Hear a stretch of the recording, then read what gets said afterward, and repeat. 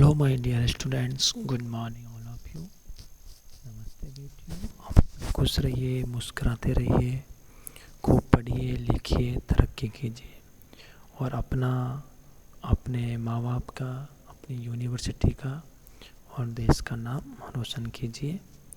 My self JBN Pushpendra Bhardwaj, assistant professor, department of education, Jyoti Vidyapeeth women's university Jaipur. Today we will discuss on the fiscal policies objectives।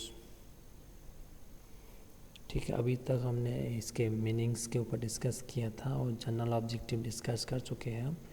अब the fiscal policy design to achieve certain objective as follow. General objective की बात हो गया, specialist objective है उसके ऊपर discuss करते हैं। First objective is development by effective mobilisation of resources. Development किसके थ्रू हो? इफेक्टिव मोबिलाइजेशन होना चाहिए रिसोर्सेज का। The principal objective of fiscal policy is to ensure rapid economic growth and development. This objective to economic growth and development can be achieved by mobilization of financial resources. The central and state government India has used fiscal policy to mobilize resources. तो main principal objective है fiscal policy का, economic growth होना चाहिए rapidly और development होना चाहिए। तो economic growth और डेवलपमेंट को अचीव करने के लिए मोबिलाइजेशन फाइनेंशियल रिसोर्सेज का ज़रूरी है। तो फाइनेंशियल रिसोर्सेज जो है उनको मोबिलाइजेशन करना, उनका डेवलपमेंट करना फिस्कल पॉलिसी का ऑब्जेक्टिव होता है। गवर्नमेंट के, सेंट्रल गवर्नमेंट के बीच में और स्टेट गवर्नमेंट के बीच में उनका मोबिलाइजेशन हो। The financial resources can be mobilized by, first is taxation. Through effective fiscal policies, the government aim to mobilize resources by way of direct taxes as well indirect taxes, because most important source of resources mobilization in India is taxation. तो सबसे ज़्यादा financial resources का mobilisation source क्या है? Taxation. Indirect tax हो चाहे direct taxes हो। अभी प्रेजेंट में अपन GST के नाम से जानते हैं इनडायरेक्ट टैक्सेज को। जितने भी इनडायरेक्ट टैक्सेज उन GST कहते हैं, एक पर्सनल टैक्स होते हैं उसे अपन डायरेक्ट टैक्स के नाम से जानते हैं। तो इनका मोबिलाइजेशन होना चाहिए गवर्नमेंट, स्टेट गवर्नमेंट में और सेंट्रल गवर्नमेंट में। Next is public saving. The resources can be mobilized through public saving by reducing government expenditure and increasing surplus of public sector enterprises. Public saving को increase करें और public government के जो expenditure है उनके decrease करके, और जो पब्लिक सेक्टर के जो एंटरप्राइजेज है उनको इनके सरप्लस को इंक्रीज किया जाए। ठीक है। Next is private saving. Through effective fiscal measures such as tax benefits, the government can raise resources from private sector and households. Resources can be mobilized through government borrowing by way of treasury bill, issuance of government bonds, etc. Loans from domestic and foreign parties can be, and by deficit financing. Private saving increase होनी चाहिए। ठीक है, किसी भी तरह से भी है, लेकिन प्राइवेट सेविंग इंक्रीज होनी चाहिए। तो ये फर्स्ट ऑब्जेक्टिव देखा अपन ने, किस तरीके से फाइनेंशियल रिसोर्सेज हैं इंडिया में मोबिलाइजेशन वाले। तो टैक्सेशन, पब्लिक सेविंग और private saving. Second objective is reduction in inequalities of income and wealth. India में क्या गरीब बहुत ज़्यादा है, अमीर कम है। जितने लोग अमीर है वो और अमीर होते जा रहे हैं, गरीब और गरीब होते जा रहे हैं। तो इसका रिडक्शन करना है इनइक्वलिटीज़ का, गरीब और अमीर के बीच में इनकम और वेल्थ के बेसिस पर। Fiscal policy aims at achieving equity और social justice by reducing income inequalities among different section of the society. जो जितने सोसाइटी के जो अलग अलग सेक्शंस हैं उनमें क्या इनकम इनइक्वलिटीज़ है बहुत ज़्यादा है, सोशल जस्टिस है, ये सारी चीज़ें कम है। ये क्या था कि इनको अचीव किस तरीके से इंक्रीज़ करना है इक्विटी को अपन का। The direct taxes such as income tax are charge more on the rich people as compare to the lower income groups. तो जो ज़्यादा अमीर है उनके ऊपर अपन के क्या है जो स्थायी फिक्स चार्जेस नहीं है, इनकम के बेसिस पर बदलते जाते हैं टैक्स रेट। तो गरीब पर कम टैक्स लगता है, अमीर लोगों पर ज़्यादा टैक्स लगता है। छूट मिलती है जिनकी इनकम फिक्स एक सर्टेन अमाउंट तक अगर टैक्स नहीं है, इनकम नहीं है, तो वहाँ टैक्स नहीं लगेगा। इस तरीके से तो अमीर लोगों पर ज़्यादा टैक्स लग रहा है रिचर सेक्शन पर, और लोअर इनकम ग्रुप्स पर कम टैक्स लग रहा है। Indirect taxes are also more in the case of semi luxury and luxury items which are mostly consumed by upper middle class and the upper classes। तो luxury items होते हैं, middle items, उन पे क्या taxes लगाने चाहिए ताकि गरीब लोगों, जैसे कि अभी कोई कार एक्सपोर्ट करा, फेरारी है, फेरारी कार एक्सपोर्ट की है, सॉरी इंपोर्ट की है अपन ने, तो उस पर टैक्सेज लगते हैं, 100% टैक्सेज है, तो डबल रेट हो जाती है इंडिया में। ऐसी तरीके पे लग्जरी आइटम्स पर टैक्स लगे ताकि गवर्नमेंट की इनकम रेवेन्यू भी जनरेट हो और गरीब लोगों के और अमीर लोगों के बीच में जो इनकम और वेल्थ की जो इनइक्वलिटीज़ है वो भी कम हो जाए। The government invests a significant proportion of its tax revenue and implementation of poverty alleviation of programs to improve the conditions of poor people in society। Poor people है, उनकी कंडीशंस है सोसाइटी में, उनकी इम्प्रूव करने के लिए government के द्वारा पॉवर्टी रिडक्शन करने के लिए प्रोग्राम चलाए जाने चाहिए। और गवर्नमेंट के द्वारा क्या होते हैं कि पॉवर्टी को ख़त्म किया जाए, इस तरीके से प्रोग्राम चलाने चाहिए। तो ये ऑब्जेक्टिव हो गया अपना। Next objective is price stability and control of inflation. One of the main objectives of fiscal policy is to control inflation and stabilize policy. Therefore, the government always aims to control the inflation by reducing fiscal deficit, introducing tax saving scheme, productive use of financial resources।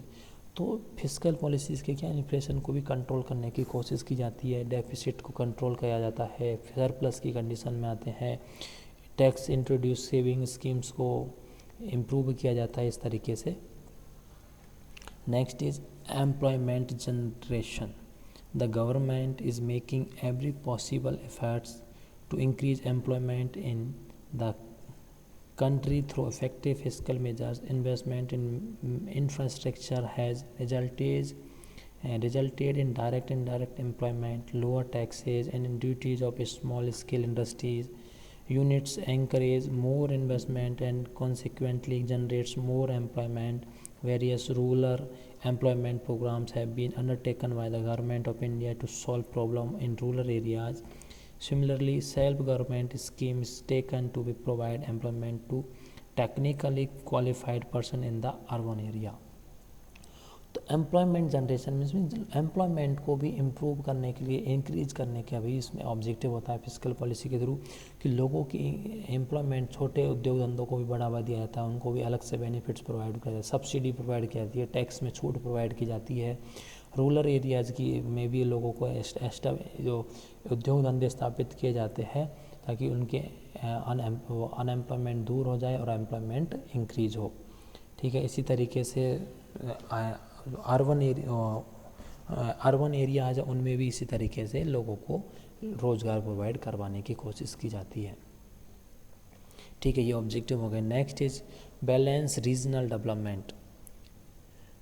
There are various projects like building up dam or rivers, electricity, schools, roads, industrial project, etc. run by government to mitigate the regional imbalance in the country. This is done with the help of people expenditure। Balance regional development कहता है, जैसे सड़क बनाई जाती है और बांध बनाए जाते हैं और स्कूल्स खोले जाते हैं, इलेक्ट्रिसिटी, सब पे जैसा क्या है, रीजनल डेवलपमेंट, क्षेत्रीय विकास किया जाए, बैलेंस संतुलित क्षेत्रीय विकास हो, सबके हर एक एरिया, सबके पास विकसित एरियाज मिले सबको, ऐसा। तो ये ऑब्जेक्टिव होता है इस फिस्कल पॉलिसी का। Next objective of fiscal policy is reducing the deficit in the balance of payment. Balance of payment के जो डेफिसिट है उसको भी रिड्यूस करना इसका ऑब्जेक्टिव है। कैसे रिड्यूस होगा? Sometime government gives export intensive incentives to the exporters to boost up the export from the country. In the same way, import curbing measures are also adopted to check import. Hence, the combined impact of these measures is improvement in the balance of payment of country. तो सरकार के balance of payment को भी अपन deficit है उसको reduce करने की इससे ऑब्जेक्टिव होते हैं. कैसे कि जो एक्सपोर्टर्स होते हैं उनके एक्सपोर्ट कर रहे पर उनको सब्सिडी प्रोवाइड करवाई जाती है, टैक्स में छूट दी जाती है. जो इम्पोर्टर्स है इम्पोर्ट कर रहे हैं तो इम्पोर्ट वाले गुड्स सर्विसेज पर क्या टैक्सेस ज़्यादा लगा दिए जाते हैं, तो उससे बैलेंस ऑफ पेमेंट के डेफिसिट को रिड्यूस करने की कोशिश की जाती है. तो ये ऑब्जेक्टिव हो गया. Next objective is increase national income. It is the strength of fiscal policies that is bring out the desired result in the economy. When the government want to increase the income of the country, then it increase the direct and indirect taxes rates in the country. There are some other measure like reduction in tax rates so that more people get motivated to deposit actual tax.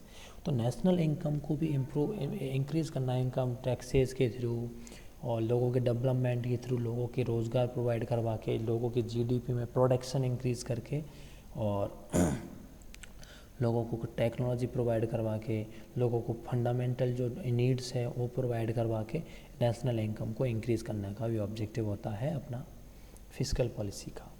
Next is development of infrastructure. When the government of the concern country spend money on the projects like railway, schools, dams, electricity, roads, etc. to increase the welfare of the citizens. It's improve the infrastructure of country. A improved infrastructure is the key of further speed of the economic growth of the country. तो infrastructure को development मतलब कि देश में जो ढांचा है देश का, जैसे कि ट्रांसपोर्टेशन फैसिलिटी प्रोवाइड करवाए अच्छी, जिसमें road by trains by air ये सारी फैसिलिटीज़ अच्छी फैसिलिटी प्रोवाइड हो. स्कूल्स की एजुकेशन की फैसिलिटी प्रोवाइड होनी चाहिए, हॉस्पिटल्स होने चाहिए अच्छे ताकि लोगों को बीमारी वगैरह से निजात मिल सके. पानी की सुविधा फैसिलिटी अच्छी होनी चाहिए, बांध बनने चाहिए, रिवर्स को साफ किया जाए, इलेक्ट्रिसिटी प्रोवाइड करवाई जाए प्रॉपर एक्सेट्रा. तो इंफ्रास्ट्रक्चर डेवलपमेंट भी ऑब्जेक्टिव होता है फिस्कल पॉलिसी का. Next is foreign exchange earning. When the central government of the country gives incentives like exempts in custom duty, concession in excise duty while producing things in the domestic markets, it motivates the foreign investors to increase the investment in the domestic country. तो foreign exchange जो earning है improve किया है. हमारे foreign exchange जो fund है अभी presently बहुत इम्प्रूव हो रहे हैं, फिर भी हमारे पास पहले वो कम था, अब इंक्रीज हो गया. हमारे पास फॉरेन करेंसी एक्सचेंज जो फंड है वो ज़्यादा हो गया है.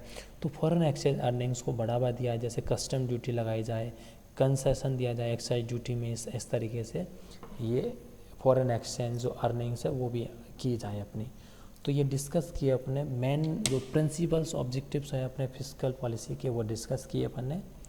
नेक्स्ट क्लास में नेक्स्ट टॉपिक के साथ मिलेंगे बच्चों. Thank you so much. Enjoy your day. Good luck, बच्चों.